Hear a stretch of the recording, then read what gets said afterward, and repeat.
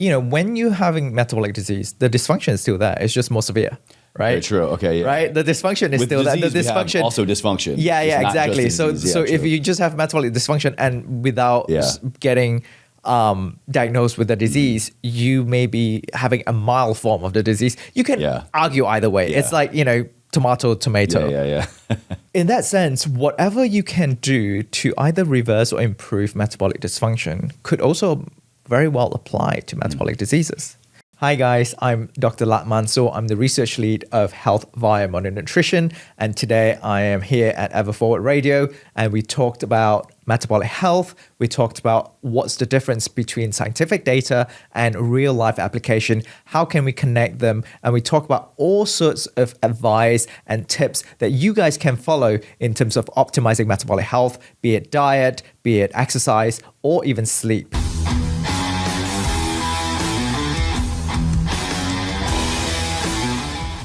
Someone like yourself coming on the show, I was like, I need notes. I want to make sure that I hit on some key topics and some questions. Because in general, everybody that comes on EverForward Radio is just something you're doing personally, professionally, is really either resonating with me or both really, and or contributing immense value to my health, my life, my wellness, my quality of life. And especially just having the professional background that you do.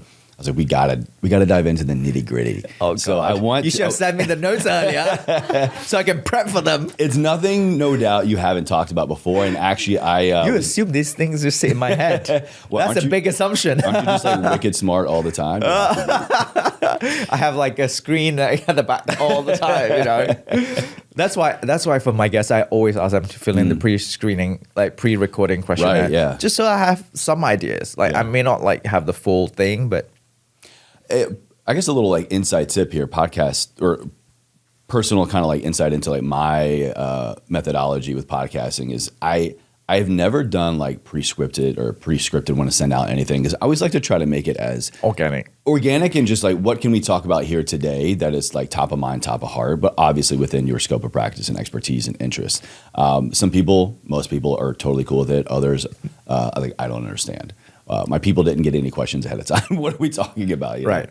But with your background, I mean, just being so engulfed in research, in academia, but then bringing these unique concepts of metabolic health really to life, to real world application in a lot of different ways, I think is so necessary now. And honestly, I haven't seen done like this in a long time. So I want to give, kudos to you and the whole crew over at HVMN for what you do and how you do it. But I really want to kind of get started with the disclaimer I want to make for this conversation overall is I want everybody after this conversation to walk away being the PhD of their own body. Having this PhD understanding and experience, specifically in the realm of metabolic health, but just there's a way to dive into the science. There's a way to dive into the academia, but then there's also a way to like extract what you need to, what is truth, non-bias, which studies might get a little biased sometimes. But then to like have proper interpretation and application for our lives. Life isn't a study, but through these kind of snapshots of the human experience, we can extract a lot, apply a lot, hopefully learn a lot. So welcome to the show, everybody. I want to say really, I want this to be your PhD of your own body kind of masterclass. But in that, I feel like a lot gets lost going from academia to real world, from what does the science say to what actually is happening in real life. And I struggled a lot with this in my master's program. My graduate school was health promotion and a concentration in nutrition. And specifically, I really got into some heated debates with a lot of the RDs and like hardcore nutrition instructors, because I was actually already working in the field. I'd already been a health coach for a couple of years at that time. I was working in concierge medicine. So I was working in medicine in clinics, but I was also working with real people. And I was like, what you're saying, like, yeah, like the science is there, the truth is there, like we know if then kind of thing. But it's totally different when I go out into the real world and I try to navigate this with a client, with a human being, or even myself. How can we pull what we need to from academia, but not lose sight of real world application? That's a great question. And that really brings me back to my original goal of doing science and even doing my PhD, because there was about 2-year gap between my master's and my PhD. Initially, I didn't want to do research, but then I realized, and I was very much inspired by people in the company I was working for, the medicines company. They were very scientific, but at the same time entrepreneurial. So I was inspired by them, and I wanted to be the bridge between the science and the general population. And that was why I went into research, I went into my PhD, and be the expert in a certain area.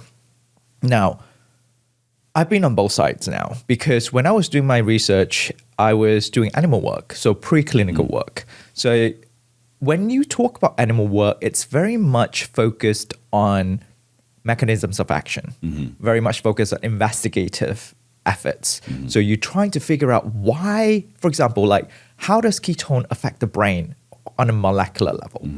But then you have clinical trials where you have involved patients and, Alzheimer's disease or diabetic patients, and you see the endpoint, the clinical endpoints, which usually is the improvement of symptoms or biomarkers or just in general quality of life. So you see that disconnect there.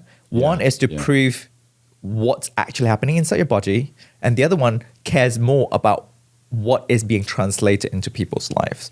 So when I was in research... I just want to pause you real quick right there. I think that is already a massive takeaway.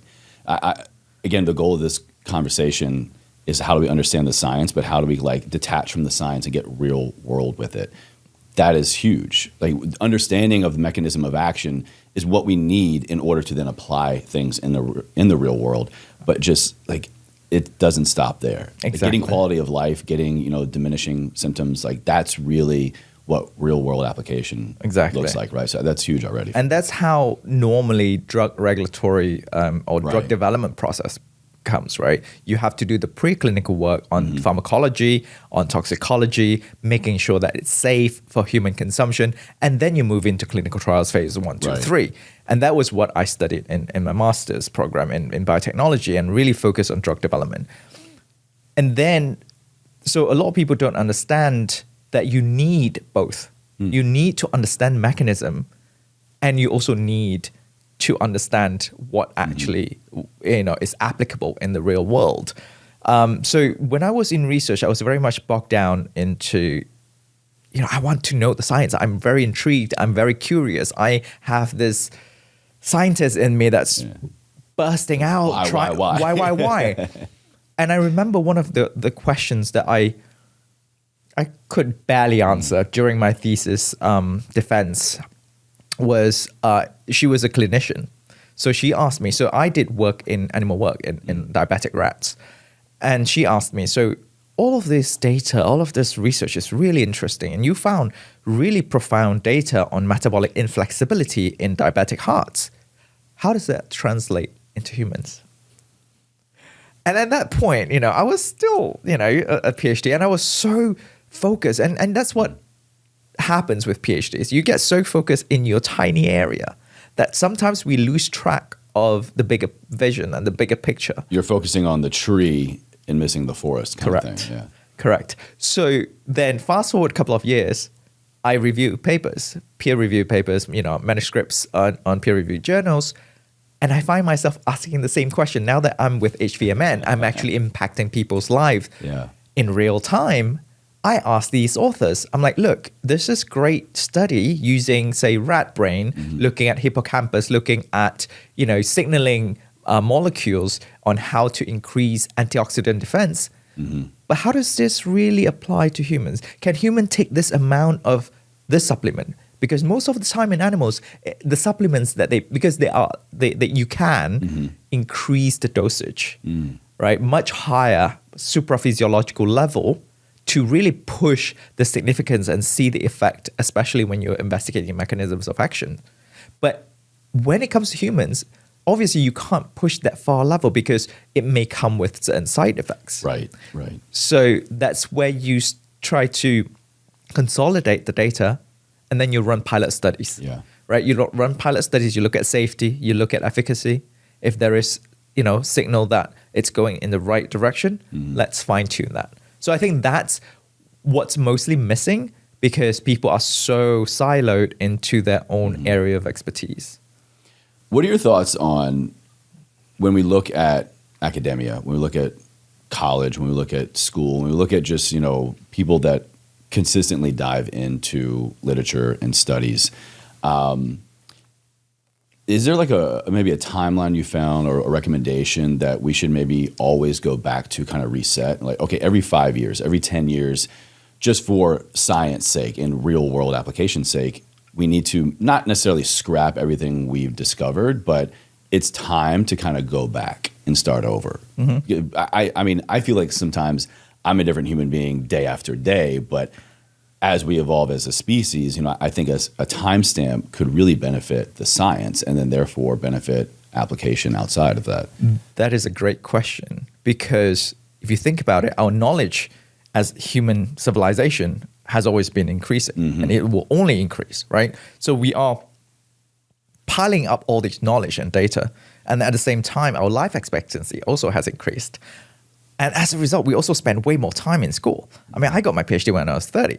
And then by that time, my friends are already working for like 7-8 years. Yeah. And then I'm like, I've got all these debts instead. Do you know what I mean? And during my time, especially growing up in Malaysia and in Asia, it was very much around the academia. It was very much, how many degrees do you have?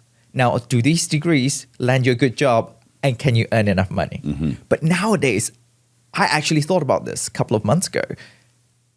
Is it necessary to go through the education process? Because right now, you can chat GPT, you can get anything, they have good answers, even on scientific areas, scientific topics. I've tried that myself. Wow. I was happy with the answer that they gave me about ketosis, about exogenous ketones. This is a whole spin-off series. We did have the PhD versus the AI. Yeah, exactly. It's like Watson, was it the IBM chess? Watson versus, I forget the guy's name, but just man versus machine. Basically. Man versus machine. And people learning from TikTok, they have way higher attention span on TikTok. Well, when I say higher attention span, it's relative because they are short attention span because TikTok is such fast, sort of short contents. But people are learning a lot from social media, from AI, from Google, and you get people who do not have PhDs who can actually cite papers as good as I do or even better. Yeah.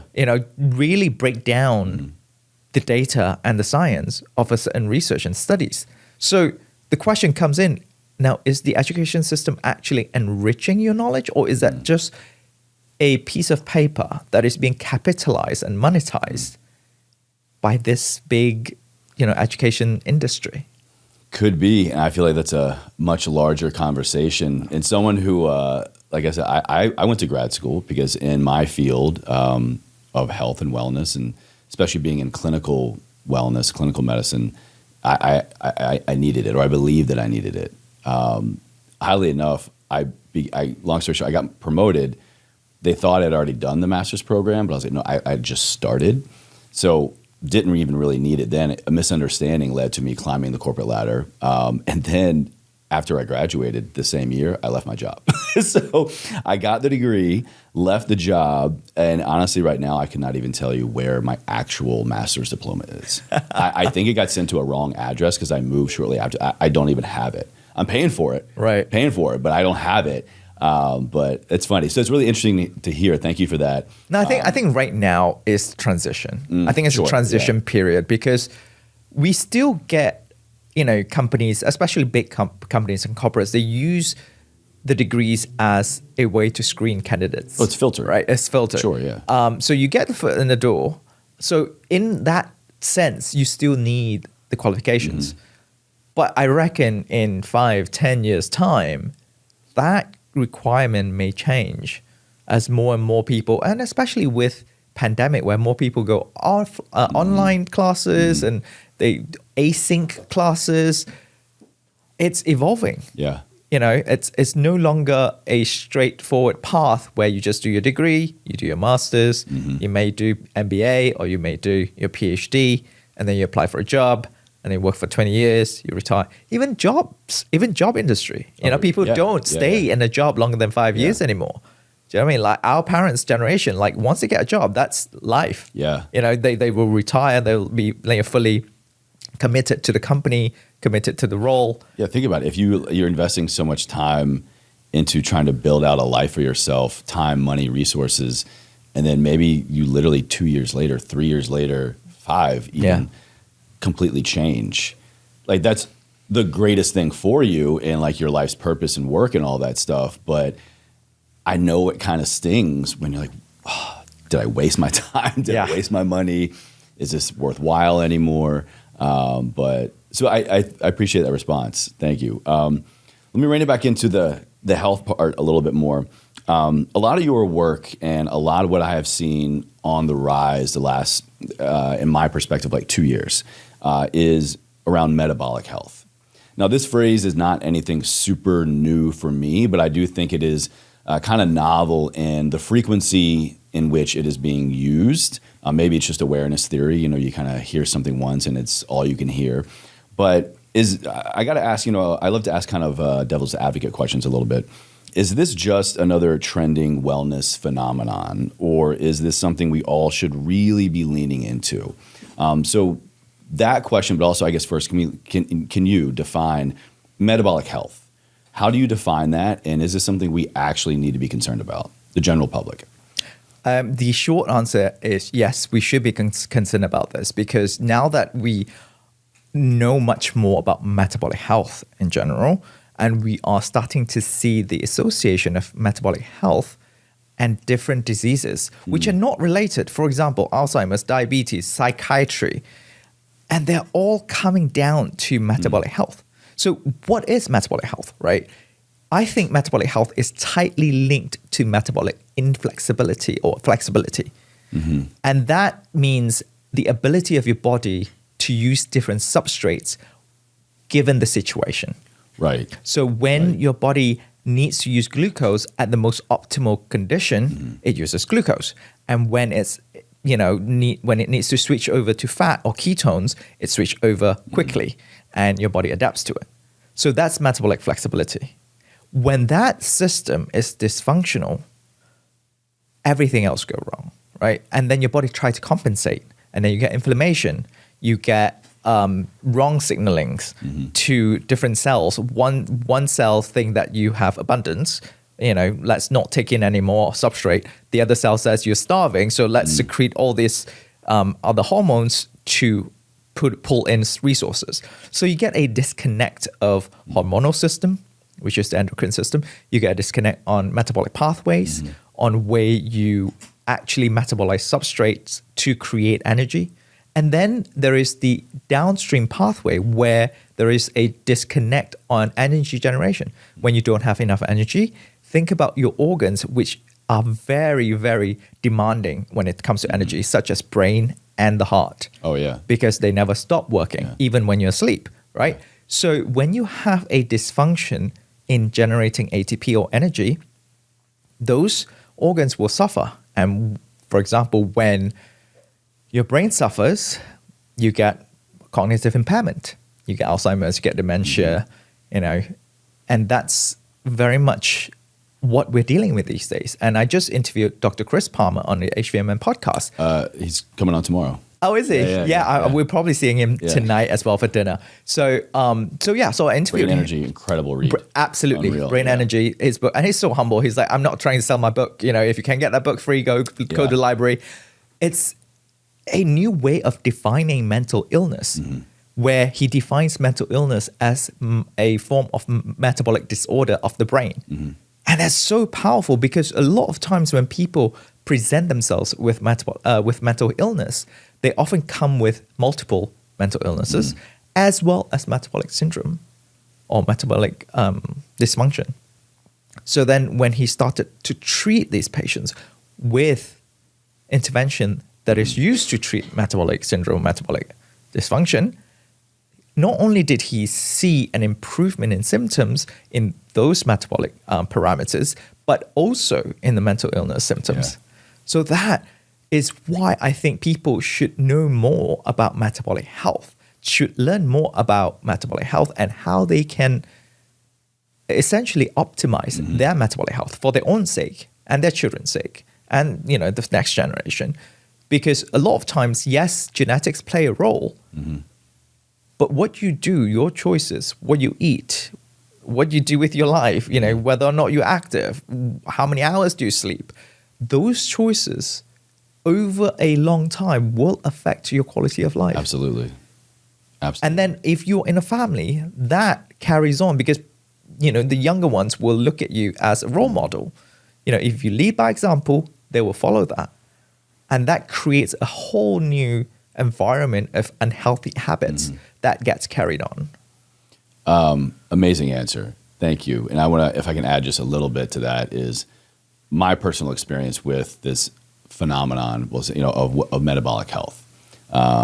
Whether it's just awareness theory or reality, what it's done for me is just reminded me of, just because I may not currently have a problem or even have an interest in a specific area of my physical or mental or emotional well-being, it doesn't mean that I shouldn't have it on my radar, because it is being influenced by everything. Just because I, at the time am not suffering from poor metabolic health, I'm not insulin resistant, I'm not pre-diabetic, diabetic, or a lot of other things, doesn't mean that I should not just be aware of it, understand it, and to your point, kind of really study, or at least just become aware of the ripple effects that this thing has on so many other areas of our life. How we're showing up, we have maybe poor sleep, we're holding on to fat more, we're higher stressed out, we're irritable, we can't see some kind of result, even though we're manipulating another thing in our life, we might be focusing on the wrong thing. That's a great point, because what I always tell people is that performance and diseases are on the same spectrum. Oh, yeah. They're on one end of the other. And what happens is that when you're healthy, you can always push yourself to be healthier in terms of fitter, in terms of much more productive by understanding metabolic health. And these are the same things that can help people in the disease population to get better as well. So, they can get better and then you can get even better if you're healthy. So there is no reason for you to put aside such knowledge. And I think intrinsically humans, we really are curious about how our bodies work. Oh, yeah. Even when they're healthy. Do you know what I mean? Yeah. Like, I think intrinsically they do. But the problem... Why? Exactly. The problem they have right now is the abundance of information and the level of nuance there is to these information. And there's always the dilemma, and this is something I struggle with in terms of being the research lead of HVMN and being the scientist of the team, because I'm trying to explain something in a nuanced manner, but then at the same time, I have to really make it understandable for the layman.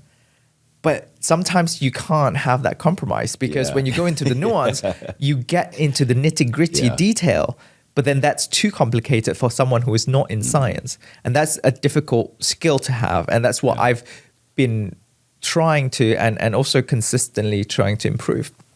And, a lot of people, they're like, oh, give me one sort of bite-sized information. And you say, okay, say fat is good or fat is bad. And it's like, oh, that's great information. But then they forget when given a certain situation, it can turn either way. And then you start going to the science and they're like, whoa, that's too much. Yeah. It's like sometimes we need to get into the nitty gritty and the weeds. Or I'll even make the statement, it would behoove us, regardless of our intention and application of, in life of what we're after, our goals, to really understand some of these really in-depth scientific details. Like if we, I don't know, like if we maybe went into a deep dive, got our like a fuel source kind of testing, or better understood our metabolic health, and like, hey, actually, like, you being able to generate more oxygen independent ATP from this energy source, this cycle, is actually having less negative effects on the rest of your body, or like, it's an easier process for your body, meaning like your workouts are going to be smoother if maybe you try to go this route or try to abide more by this type of diet. that's the real world application. But actually, we need to understand, like literally at like the cellular functioning level, what is going on metabolically, that is serving you as the individual. Understanding this stuff at like that nitty-gritty level for anybody, even just once, you can like take what you need and then just go apply it after that. Okay, so we talked about metabolic health. Mm-hmm. And when we talk about health, there are systems in place, to be in health, to be well, and then to be in poor health, to be unwell, to be sick, to have a disease. How do we go specifically from dysfunction to disease, metabolic dysfunction to metabolic disease? What is the difference there? And how can we better get in front of that before it gets to disease? I'm going to answer this question by giving you an example or an analogy. I think the easiest way to explain this is via picking a disease, for example, like type 2 diabetes. Sure. Yeah. So before you develop type 2 diabetes, you may develop insulin resistance first. Now, insulin resistance could be a form of metabolic dysfunction where your body is, or specifically your skeletal muscles, are insulin resistant. So what happens when you're insulin resistant is that, so normally when we eat, especially with carbs, your body secretes insulin. And insulin is a hormone that is anabolic. That anabolic means build up, right? To store and build. And what insulin does is that it sends signal to the cells to pull in the glucose in your bloodstream to then store it or metabolize it, but pulling it in from your bloodstream. What happens in insulin-resistant individuals is that the insulin receptors or these other organs are resistant to insulin. So it's not getting the signal. So therefore, they're not pulling in the glucose. That's why you have high blood glucose, right? It's like they've developed a tolerance. Yeah. And we can talk about like why and what, in a bit. So that sort of metabolic dysfunction may appear sort of mild, and most of the time it may not manifest itself as a symptom because certain like in the early stages of insulin resistance, you may have hyperinsulinemia, which is an increased level of insulin in your blood, but you have normal glucose level because it's compensating for the insulin resistance. There can be an issue, but not symptomatic. Yeah, exactly. So you're like, well, my glucose is fine. I go for my annual test, but most of the time people don't test for insulin.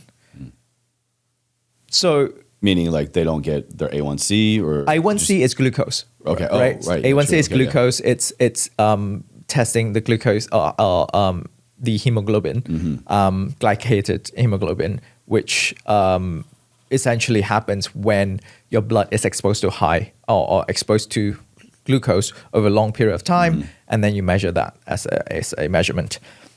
Most people don't go and test insulin specifically. Now, as your body over time, if you keep that unhealthy habit, you're cranking up the insulin, your body is not responding to the insulin. To a certain point, your pancreatic beta cells that secrete insulin would just start failing because it's just overworked, right? And that's when you get insulin deficiency. And then your blood glucose is out of control. And then you get all these damages to your kidneys, to your neurons, to infections and all of that. And that's when you develop sort of symptoms and diagnosis of type 2 diabetes and severity of it. So that's metabolic diseases. So you may have metabolic dysfunction, even a mild version. Now, whether or not if there is a clinical definition to it, I don't think there is a certain clinical definition to metabolic dysfunction because it could be as mild as, your insulin is just elevated a little bit because you have a little bit of insulin resistance. And there is always a spectrum of it. There's always a level of severity. So that's the difference between dysfunction and disease.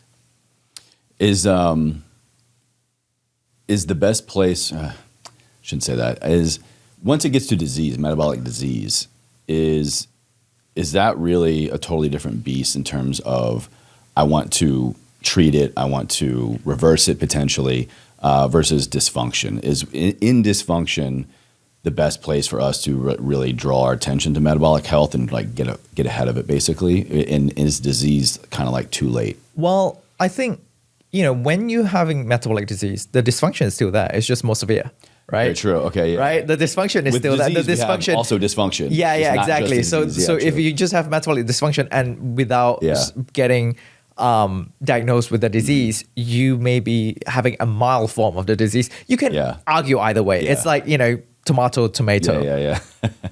Yeah. So in that sense, whatever you can do to either reverse or improve metabolic dysfunction could also very well apply to metabolic diseases. Now, to what extent can you reverse the damage that's being done? Obviously, the longer you have spent time damaging your body, the longer it will take to reverse it, or if that's even possible, right? Certain cells, if they die, you can't replenish them. But good news is we have seen again and again in a lot of clinical trials with thousands of people that using metabolic intervention or lifestyle interventions such as diet, sleep, stress management, exercise, you can actually improve metabolic health and reverse that metabolic dysfunction and essentially put people in remission of the metabolic diseases. We've seen Verta Health with diabetic patients. Dr. Christopher Palmer, we just talked about in mental health, right? Alzheimer's patient, Dr. Mary Newport. Yeah, she has published many case studies using MCT oil treat her husband. Which ultimately is just ketones, right? MCT end process is ketones, right? Yeah, it's just high. Yeah. It's just, MCT oil is also a very ketogenic fat where it turns into blood BHB, beta-hydroxybutyrate, when you consume it. Yes. Yeah. Well, great. It's almost like you were looking at my questions because actually coming up next, I do want to ask you some of those things about, sleep and all these other carryover effects for getting out of metabolic disease, but also just, correlation. So perfect timing. It's like you were aware of all these questions anyways. So, you were talking about sleep there and sleep health, optimizing my sleep the last several years, like 4 years really. I have said has been the greatest thing I've ever done for my just overall well-being. When I prioritize sleep, so many other things in my personal and professional life, but also literally how I feel, my health has just significantly improved. So when it comes to sleep and metabolic health, what is the link? If we focus on improving our sleep, can we improve our metabolic health? If we improve our metabolic health, does it improve our sleep? Like, what's the correlation going on there? Yes and yes. Yes and yes. Okay, cool. Yeah. So next question. So I think for example, if you manage your stress level, you definitely sleep better. If you manage your nutrition, especially if you don't eat a ton, right before you go to bed and really like rile up your digestive system, which always sends my sleep into the trash. Yeah. So in terms you of how improve, I feel, but also measuring it with Whoop. Exactly, and then you sleep better, and then if you improve your sleep, the next day, you also feel better. You have better mood, and you have lower stress. Okay, because you're not tired. Let me rephrase my question a little bit, actually, because I think as you're describing it, it's making me think more specifically. By improving our sleep, what positive effects does it have on metabolic health? Okay. And the other side being, if we focus the goal, if the work is I want to improve my metabolic health, how specifically does that improve sleep? Does that make sense, or am I kind of just saying the same thing? Yes. I think let me attempt that. Okay. First of all, the first part is obviously stress management. Nutrition plays a big role because your hormone cycles and whether insulin's up and low. And I think sleep is so important because certain hormones are being secreted, like growth hormone, for example. It's being secreted when you sleep. And you need those, especially when you're training and all that for better recovery. And your body is fixing itself while you're asleep, right? You're not active and all of that's happening. So that obviously ties in very tightly with metabolic health. Improve sleep, you get improved hormonal system, you get improved mental health, you get improved mood. And that's why most people, especially nowadays in podcasts, in the podcast circuit, I'm sure you spoke to a lot of people, on top of diet and exercise, sleep is the next, most important thing. Sleep is so in right now. Yeah, I which know. I love. Yeah, exactly. And I think there's also the increase in technology that's able to measure the quality of sleep. That really helps people dial in. I mean, I love sleep, but am I sleeping too much because I haven't had enough sleep, or whether my sleep quality is not enough, therefore I sleep more? We didn't know before, but now we know. And as to how can we improve metabolic health, specifically to improve sleep, it ties back to the same thing, stress management, mental health. I think for me, practicing meditation definitely improved my sleep, because it gives me that half an hour before sleep to wind down, quiet my mind, and really be at peace at things. And even if things aren't going well that day, just making me aware that nothing is permanent, and that this life is essentially, short, and tomorrow is a new day. That put me at peace, and I can just forget about it for now and let my body rest and let my brain rest, most importantly. Obviously, exercise, that will help sleep a lot. Like, I definitely feel the difference on days that I work out versus days that I don't. We make ourselves tired. Because if you look at evolutionarily, caveman days, humans will be out and about hunting, foraging, and all of that, all and day. A lot of physical activity all day versus the amount of time we spend sitting down as we are sitting down and talking. Just for a little time, though. Yeah, exactly. After this, we're going to work out. Yeah, absolutely. So there is a big disparity, and the abundance of food as well that we have access to these days. I interviewed a doctor, Dr. Rob Cywes. He explained this whole pandemic of metabolic diseases very well, in the sense of the ubiquitousness of food and carbs, and the constant elevation of insulin, and the flat line of the anabolic phase, which is the building phase, and there's no catabolic phase, which is the breakdown phase, which our bodies need in order to repair and build again. So I think controlling those aspects of your life and metabolic health will affect sleep, and sleep will affect metabolic health. Love it. Moral of the story is exercise and sleep more. It's just, these are the fundamental concepts when I think about, just for my application, but even when, I was in practice, it's like, I could go, you kind of take it back to the beginning of our conversation. I could go into a lot of the really in-depth explanation of, well, why should I eat this? When should I do this? Okay, here's why this matters, and here's what the science shows. But ultimately, because it's good for you. Yeah. Because what do you want? You want to lose weight. You want to feel better in your body. You want to perform better at life. You want to sleep better. Do these things.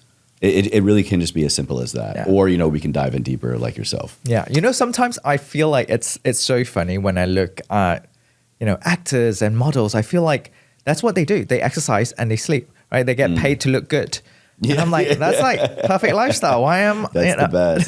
Yeah, I got to work on that. Yeah, we'll see. So one of the other things that comes to mind for me when improving metabolic health, or just improving our well-being in general, is I like to go one of two routes. First, and then I like to try to marry the two. And that's, what is my body telling me, i.e. biofeedback? And then what does the science say? I need to go get my physical. What does the doctor have to say? I want to get labs. I maybe want to get more in-depth labs, which actually I did last year through our homies over at Wild Health. And I went through just this most incredible metabolic panel genetic testing thing that peeled back layer, that literally the next day changed my approach to nutrition. And I have already been doing a lot of things. So for me, it was this marrying of specific science and me. There's so much validity and truth in what, if I just take a moment to sit and be present with my body, what is it telling me it needs more of? What does it need less of? How do I feel? Where do I feel it? What actually is that feeling? Is it an emotional feeling? Is it a physical sensation? Plus, okay, here's what the data shows, the science shows about my body. When should we lean more into one or the other? maybe I guess what I'm trying to ask is, can biofeedback lead us astray? Is there a time when we really should be only looking at the science of our body, and maybe just, I hate to say ignoring our body, but like body not right now kind of thing, and vice versa. There's a really good way to sync both of them. And as you were explaining, I was like, yeah, this is something that I would love to tell your listeners, is that when you look at science, when you look at studies, pay attention to what's applicable to you, i.e., what's the demographic? What's the population of participants that they study? What's the age group? It varies very, very much between male and females. A lot of studies are done on male because they don't have to deal with the hormonal cycle when they run the studies. Yeah. And that's why a lot more male studies are out there instead of females. And I think Dr. Louisa Nicola, she said... she was just here last week. Yeah, I saw. She was like, females are not small males. So they'll have a complete different physiology, and they need to be, included in these studies separately. Look at demographics, look at the age, look at the population, look at their lifestyle. Some studies use specifically athletes. If you're not an athlete, it may not apply 100% to you, may not overlap with your lifestyle.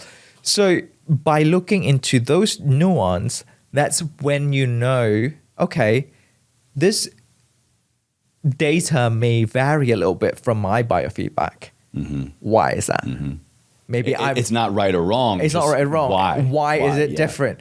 So why is there discrepancy? So it's not that your biofeedback is not agreeing with the data, it's that the data may not represent you. Because ultimately, we have to know that as much as clinical trials are very good at telling us the science, it is a very generalization of science, of human body, of human physiology. But when it comes to personalized application, you have to look at what's best for you and your lifestyle and what's sustainable for you. So I think that's an important point for people who are into biohacking, who are into science, who are into looking into the nitty-gritty of research. Look at the population. Look at the way they run. The methodology section tells you a lot about what you can apply to yourself. Absolutely. Dive in as deep as you want. Really try to find yourself in, especially if you're looking at a study, population size and demographic. Yeah. Two of the most crucial things, I think, because that's really when we can get into trouble with our own selves, or even trying to die on a hill making a point. We can find a study to really reflect anything we want out there. Yeah, exactly. We live in a day and age. Any claim. I can go on PubMed or Google Scholar right now, or even go back to maybe research in my own academic experience. And if I want to make a point, I can probably find something to solidify it, or at least confuse everybody else enough to go, oh, well, Chase has science. Yeah, absolutely. No, if you Google something with a biased statement, that's what you're going to find. What we look for, we find. Yeah. Isn't that the truth? Yeah. All this is fascinating. And I do want to get to, towards the end here, I want to get into kind of like what you're talking about right here. And that's look at things that are going on in the world. After paying attention to your body, scan your body, maybe gather some preliminary data, whether that's just you journaling, a food log, whatever, a wearable, go into the science, and then, extract things that stand out to you most and then apply them, which I want to get into has been my experience with HVMN, specifically Ketone-IQ. But before we get there, when we do this, odds are, if we take time to be with our body and we look at data, we're going to find something that intrigues us that we want to really maybe double down on. Like, oh, I'm already doing this, but let me make sure I'm doing it as best as possible. Or I want to manipulate something. I want to eliminate, or I want to add in something. When we want to go about this change, is there a best approach? Is it elimination? Is it adding in small bits? Or if I really look at this study and so much of it is with me, and I go, I want to abandon everything, and tomorrow I want to radically start over. This is my new diet. This is my new way of life. Which is the best way to go about to set us up for success? I think there is no right or wrong way here. I think certain people, they like the latter approach where they just wipe clean All in. and go all in. Certain people, I like elimination because then I can single out what I'm actually doing suboptimally and what can I do optimally. But what advice I would give is to choose something that is the most sustainable. Because whenever you do a change in lifestyle, be it diet, be it exercise, be it sleep habits, you have to give it time for your body to catch up to that change. What's a good amount of time? If we're going to change one variable in, we'll say, our diet. Yeah. What is an appropriate amount of time to actually say yes or no, like this is working or not? I think at least, so you may see results in, say 2 weeks. You may start losing weight and all that, and depending on what's your starting point as well. But I would say at least give it 3 months. 3 months. Just to be fair to your body. Because sometimes, especially if you're metabolically inflexible, it'll take some time for your body to be, for example, keto adapted or switch to other fuels. So it could be more, could be less. Could be more, could be less. Yeah. It could be 1 to 3 months. Okay. I would say. You may see some effects in like 2 weeks, for example, and that's when most people go like, "Oh my God, this diet is the bomb. Like this is the way to go." But then over time, they see diminishing results. They're like, "Oh, actually, this is not for me." I think let your body adapt to it. Sometimes your body may adapt fast. And then it settles down. And sometimes it may sort of take time to accumulate, and then suddenly you see a huge jump in performance. So metabolism and human physiology is not always a linear pathway. It may be jagged. That's the truth. It may be, you see nothing for 3 weeks, and then suddenly you see an improvement.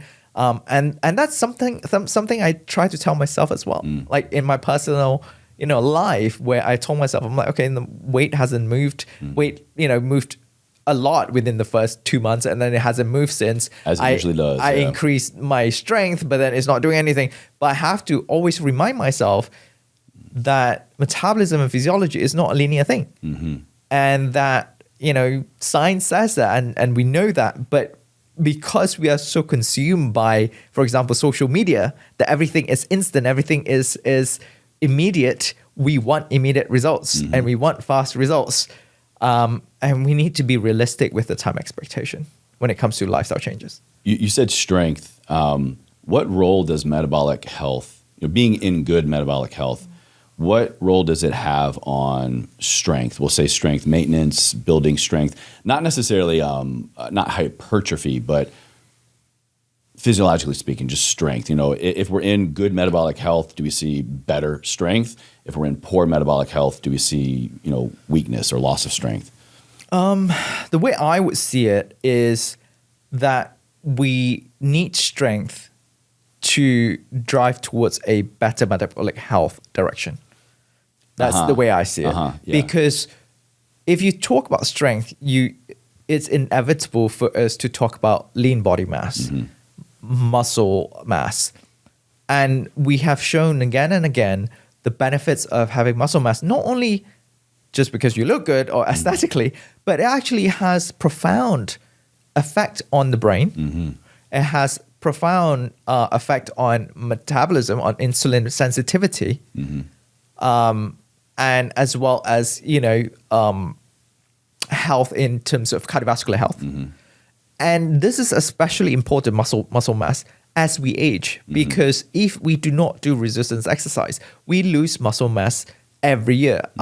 After we reach 25 years old or 30 years old, and that's sarcopenia, which is muscle loss due to aging.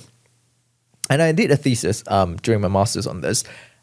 And they have shown that even 80, 90-year-olds, when they have gone through sarcopenia and they introduce strength exercise and resistance training to them, and they're still able to build muscle. And I'll tell you why this is so important, because as these elderly face a sarcopenia, you are having less and less support to support your tendons, to support your bone structures, to support yourself standing up. So when you fall, a lot of these elderly, like one of the highest cause of mortality amongst elderly is fall. Because when you fall, you have puncturing of organs, you just break things, and You don't and repair as well. or exactly, as you got fast, yeah. hemorrhage, internal bleeding, all of that. So that's why I say building strength, specifically building muscle mass, is going to help metabolic health right now and in the long run. It really kind of reminds me a lot of Dr. Gabrielle Lyon's work around being muscle centric, and I love her argument. I think it kind of summarizes well what you're talking about here of we really don't have an obesity problem in the world right now, or at least in America. We have a lack of muscle problem.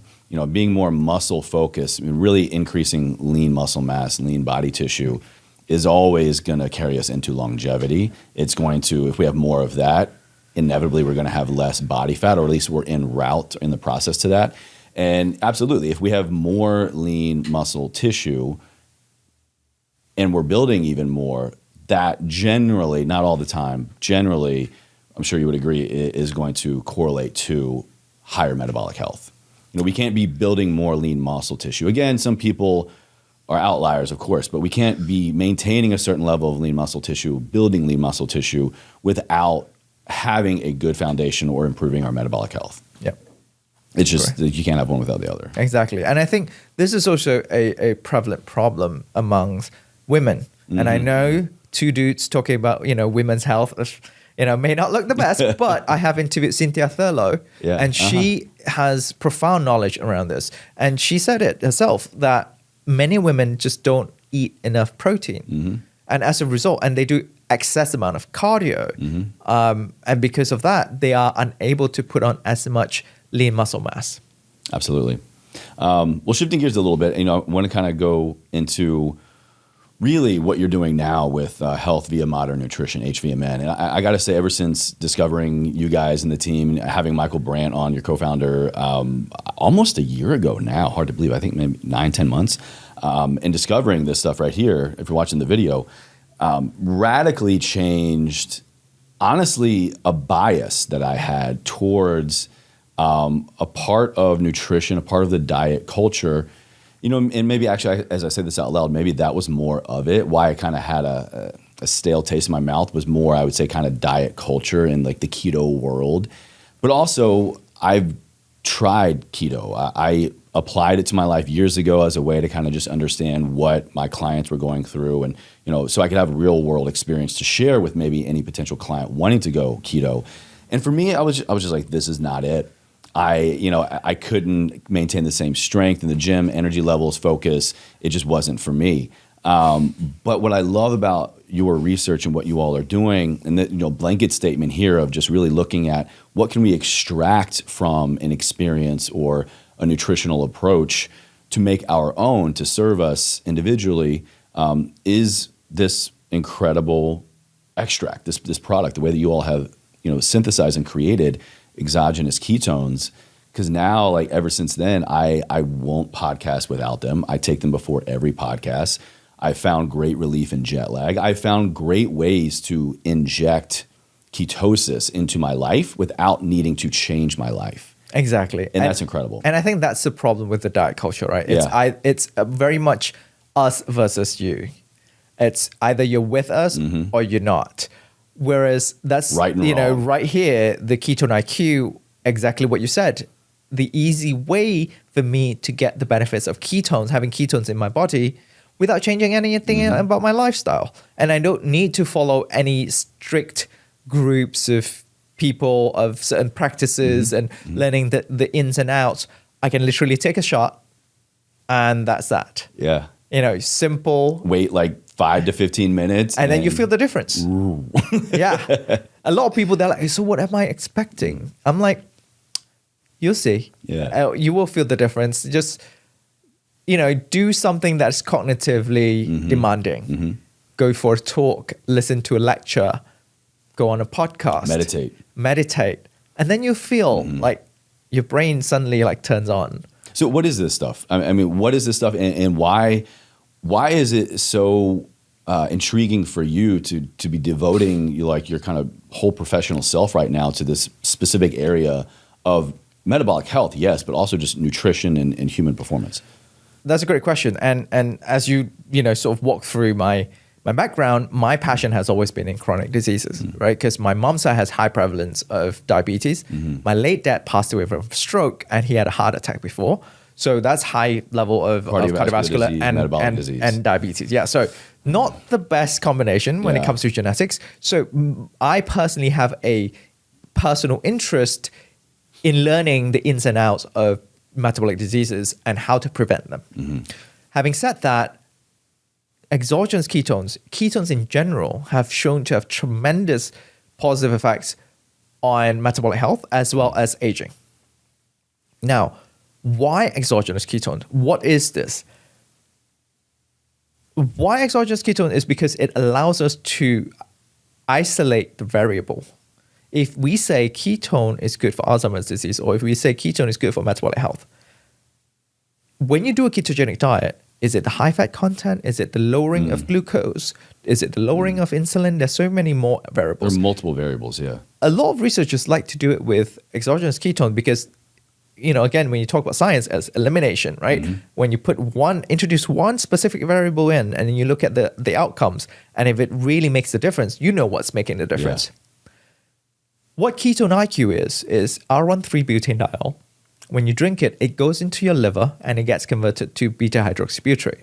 Our bodies produce and metabolize 3 different ketone bodies, which are acetoacetate, acetone, and beta-hydroxybutyrate. Which is a great point I want the listener to really pick up on right now is this isn't an introduction of something foreign that we're trying to, manipulate or influence our physiology, biochemistry. It's in addition to. Our bodies naturally create ketones, and odds are, I bet most people listening have been in ketosis and maybe didn't even fully realize it. The biggest example for me is always like when I used to run in the military, it was kind of like in between mile 2, 3, when you just break through the wall and you're just in that flow state, that runner's high. Yeah. Ketosis. Yeah. Yeah. I burned through all the energy I already had. Exactly. You would get into ketosis when you fast, when you are low on glucose, and when you exercise. You produce ketones when you're just low on carb storage because your body needs substrate, right? It can burn fat, yes, but fats cannot go through the blood-brain barrier. It needs to be converted to ketones to enter your brain because when your brain is low on glucose, it needs to metabolize something else for energy. And that's where in comes ketones. And we have shown in studies that brain and the heart preferentially would take in ketones and metabolize ketones whenever ketones are available. Wow. And in the heart, without affecting the other substrates, meaning they're not turning down the uptake of other substrates, but instead they're just putting ketones in and you are like providing more energy for the heart. As to, this is in animals on a heart failure model, I think. So, what it's doing, it's essentially providing more energy, especially when it comes to deficiency of energy caused by heart attacks. But that's another topic. Wow. So I got to dive in deeper to that because the whole concept of ketones for cardiovascular health. Yeah. I didn't even know it was a thing. Oh yeah, that's a whole area. Like Salva Urista, he was in Harvard. I think now he's in Cleveland Clinic. Indonesian scientist, brilliant. Wow. I got to know him via HVMN because he was buying exogenous ketones, and then we chatted. And my background was in cardiovascular. His background is cardiovascular science. So like we connected. It was great to talk about the molecular changes, biomolecular changes in the heart, especially when it comes to ketones and heart attack and heart failures. So bringing back to the 3 ketone bodies that our bodies make, acetone, acetoacetate, and beta-hydroxybutyrate. Beta-hydroxybutyrate is the primary form that our body transport ketones in the blood because it's more stable than acetoacetate, and also being metabolized into energy. And the way it gets metabolized is that beta-hydroxybutyrate gets converted into acetyl-CoA and enter the Krebs cycle, and then goes through the electron. I'm getting flashbacks of acetyl-CoA in my Krebs cycle mapping and exercise phys class. And then electron transport chain, and then create ATP. So all our bodies are already engineered and designed to 1, produce ketone, and 2, metabolize ketone readily. Now, as to how efficient you are at doing that differs from person to person. And you can't on demand. You can't sit here and go, body, choose ketones, Yeah. like choose carbohydrate, choose fat. Like that'd be amazing if we could, right? Surprisingly, whenever ketones is available, your body will choose ketone. That is something that has been shown, which is super interesting because it makes you think, why does it choose ketone? And there's a study in 1995 by Saito that shows that per oxygen molecule, ketone is more efficient at providing energy compared to glucose. It's got to be the most energetically least demanding too, right? Like the least amount of processes to get to like the end fuel source, right? I think Compared to fat, yeah. Right, yeah. I think our because bodies fat is so are much inherently bigger. lazy. It wants to get the most amount of work done with the least amount of Correct. process. The most efficient. Yeah. So, going back to the drink, R1,3-butanediol gets converted to BHB and then it gets metabolized.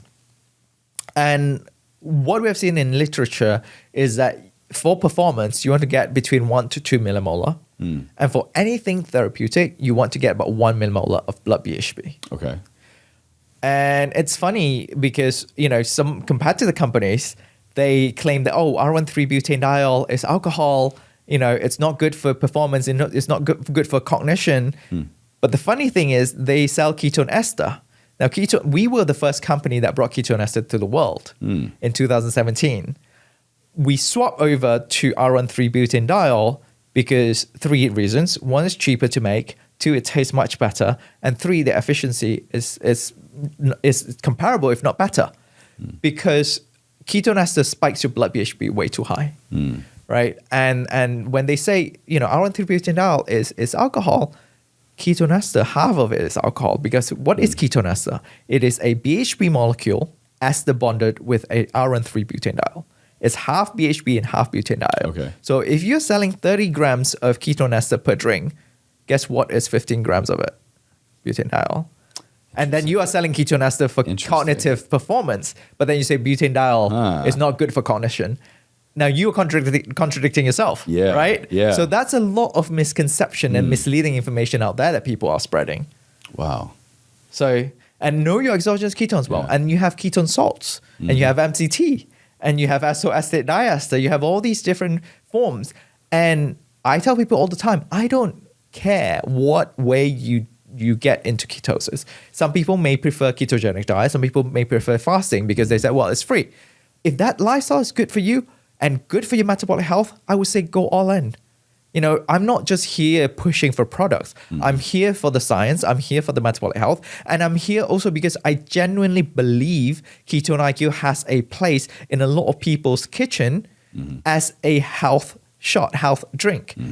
Now, again, I have to emphasize that first and foremost, you have to have a strong foundation when it comes to lifestyle, diet, sleep, exercise, whatever we talked about earlier. And then supplement comes on top of that to optimize it. If you have a crappy lifestyle and you have metabolic dysfunction and you have metabolic inflexibility, a shot of Ketone-IQ will not save you. Yeah, it's like being pre-diabetic, not having done any form of exercise in years, sleep 3 hours a night, and you try to take a greens drink and it's going to solve all your problems. Yeah. You need to do the work Absolutely. first. You have to do the work Can first. Ketone-IQ help? Yeah, absolutely. Yeah. It has, some people have good experience when they use it before sleep. They increase sleep quality. Some people use it to suppress appetite so that they don't eat as much. They don't crave. They don't snack. Some people use it as a transition into ketogenic diet so that their bodies are, like jump starting a little bit. Exactly, because what they have seen is that when given ketone or exogenous ketones, your body upregulate all the transporters or the enzymes that are related to ketone metabolism. So when you get into ketogenic diet, again, you get into endogenous ketosis where your body produces its own ketones, you're ready to metabolize it. Besides some of the ways I've already shared, how I have found value in tapping into exogenous ketones through Ketone-IQ, such as helping me cut through jet lag. I take it before podcasting. If I'm in the afternoon and I've already, I track my caffeine in terms of milligrams and time. If I'm past that, then I need a little boost of energy and focus, Ketone-IQ, down these exogenous ketones. And I even played around, I shouldn't say play, I introduced them into a psychedelic psychotherapy experience that I had, and which then kind of led me down the rabbit hole of looking. I found some very interesting studies of exogenous ketones, particularly with ketamine therapy, and because of what ketone. Was it in anorexia? I don't recall using like anorexic patients For ketamine and ketones. therapy. I don't recall. I don't think so. Not the one that I've found. I've spoken to That's really interesting, a though. doctor that used ketogenic diet and ketamine to treat anorexia, which is Wow. very interesting. Tomorrow you can ask Dr. Chris Palmer. Yes. Okay. A mental note for sure. Yeah. But personally for me, it gave my therapy experience, that ketamine therapy experience. It was kind of just like. It was like an afterburner. It was like an extra boost, which makes sense, and this is the whole point of this conversation is when we dive into the science and we just, and on a foundational level, really do our due diligence and understand what is this thing? What are these things? How do they generally work in the human body? How can I then, with as much relatability and adherence as possible, extract that which is of interest to me and what I feel is valid and of course safe, and then apply in how I'm already living my life and the things that I'm in pursuit of, physical, mental, emotional, spiritual well-being. What do I see happen? And in those experiences, like I want my therapy to go as best as possible. Mm-hmm. I want my workday to go as efficiently as possible. I want my workouts to feel good, and I want to have the power and the force and the strength and everything. And I want to not be jet lagged and all of these things. Therefore, do not need to try to go out and find the one size fits all magic diet, magic plan, bullet for life. I need to just extract these little things from the people that are doing the research like yourself and then apply it to myself. That is my formula for longevity and adherence and just true happiness. And it's interesting you mentioned two things there. One is that you use Ketone-IQ to provide you with energy when you don't want to take any more caffeine. Mm-hmm. I don't want to have an energetic debt, really. That's the difference because caffeine is a stimulant. Mm-hmm. Ketone-IQ is not a stimulant. It is energy. It has calories. It provides substrate to your brain.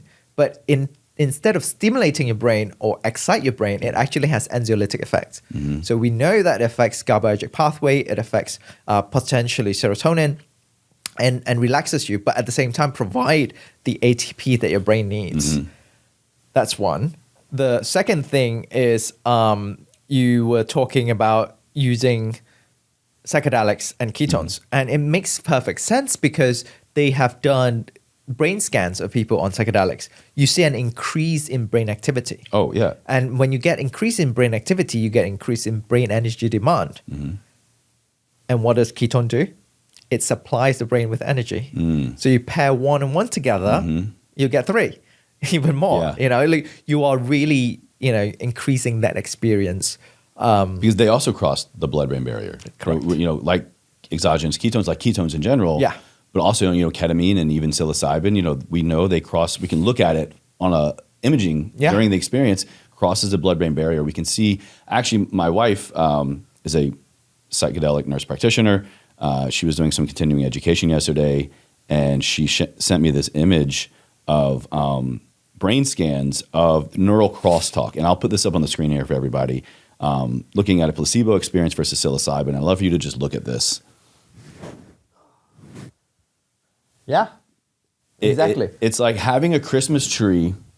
It's like having a Christmas tree on in your house with a bajillion lights strung up and a couple bulbs blow, and that's your brain, right? But when these things that provide fuel and energy that cross the blood-brain barrier, like exogenous, like ketones and certain psychedelics, all of them light up all at the same time. Mm-hmm. And it's not just that they're all communicating with each other. Exactly. And what do you need for the communication to happen is neurotransmitters, and you need energy to, produce neurotransmitters and the transport.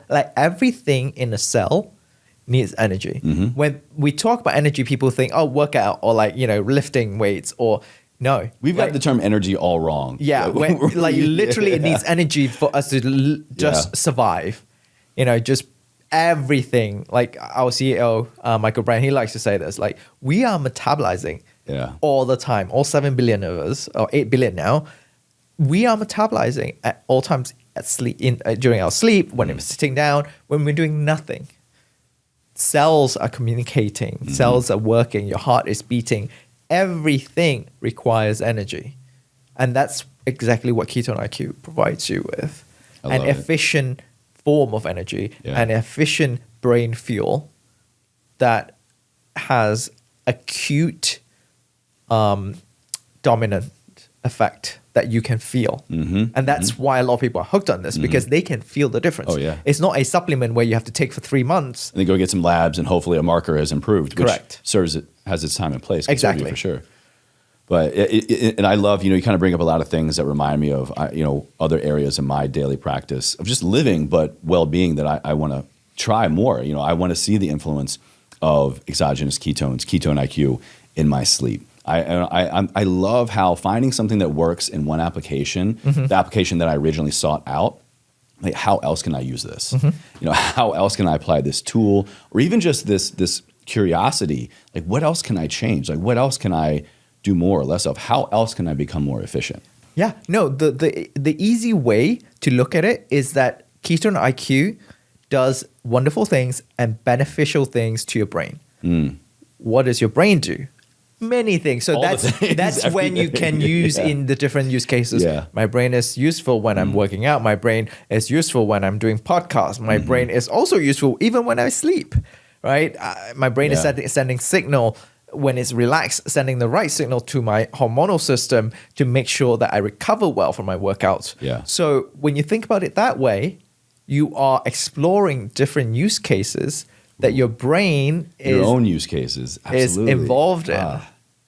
I love that. Well, this has been incredible. Thank you so much. Kind of wrapping up here, I want to again acknowledge all the work that you have done personally, professionally, and this is why I love just this approach to life. We say here on the show, living a life ever forward. I believe requires a certain level of curiosity, and even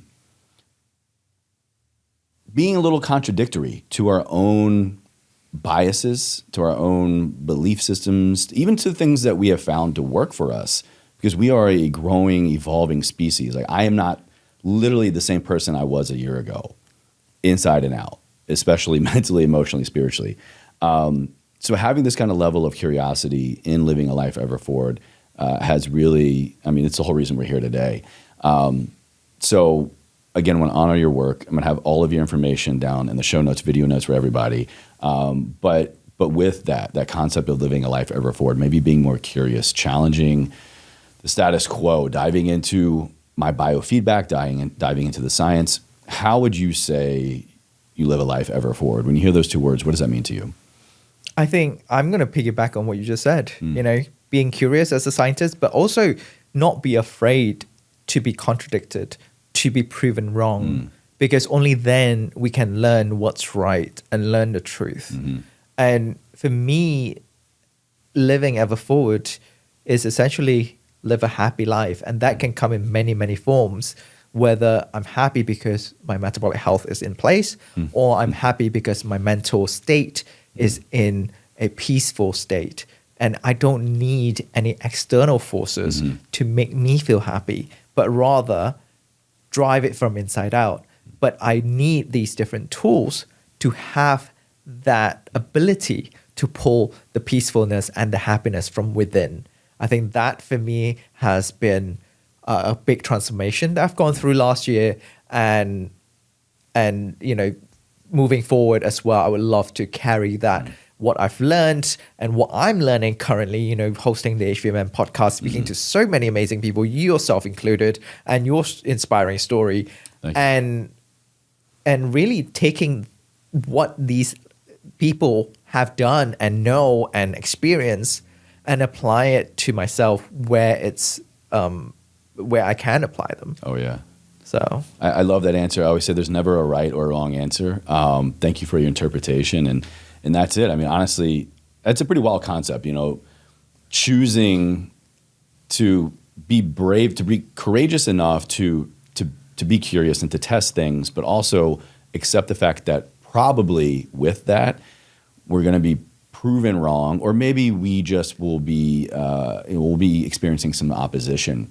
But like that's okay and that's necessary. That's absolutely necessary for growth. And know that your pride and your qualification and your credibility is not at risk here by just saying that you may be wrong or you may be inaccurate. You can't know what you don't know.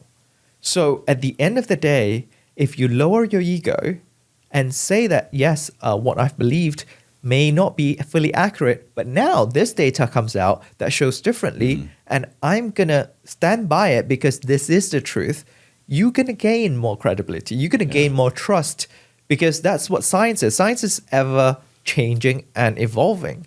You know, we're learning new things every day. So there is, who is to say I'm still going to be an expert in 10 years' time? You know, if I stick with what I know today, not change a thing, 10 years later, I can stand by it and say, I'm Dr. Latt Mansor and I was the expert 10 years ago and I'll still be the expert. No. Like people might find, you know, ketones may be much more powerful than just a substrate. It may be a powerful signaling molecule. You know, they're already researching that looking at beta-hydroxybutyrylation, which is the direct effect of BHB onto the DNA itself. Like this stuff could even get better. Turning on certain genes. Wow. Yeah. Wow.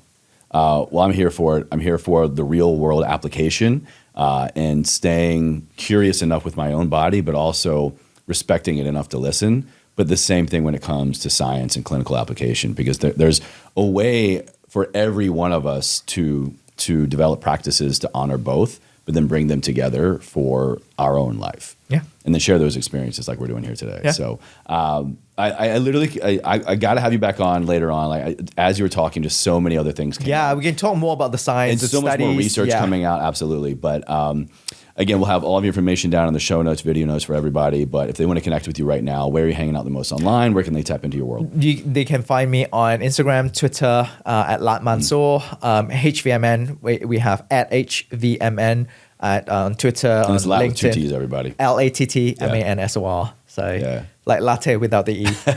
That's usually how people remember it. Is that short for something or is there a reason? No, it's actually my first name. I was going to say, kind of reminds me of my brother. He's Max, but 2 X's. Why? There's no reason. It's just my dad was just like it came 2 from X's. Thailand.